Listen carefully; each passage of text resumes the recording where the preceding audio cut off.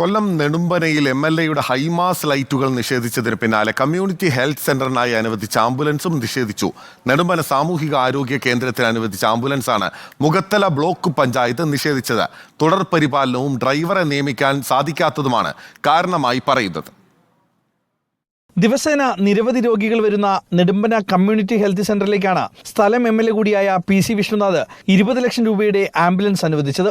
എന്നാൽ hospital management committee ambulance വേണ്ട എന്നുള്ള തീരുമാനമാണ് കൈക്കൊണ്ടത്. നെടുമ്പന ഗ്രാമപഞ്ചായത്ത് പ്രസിഡന്റ് ഉൾപ്പെടെ CPM പ്രതിനിധികളാണ് ഹോസ്പിറ്റൽ മാനേജ്മെന്റ് കമ്മിറ്റി നിയന്ത്രിക്കുന്നത്.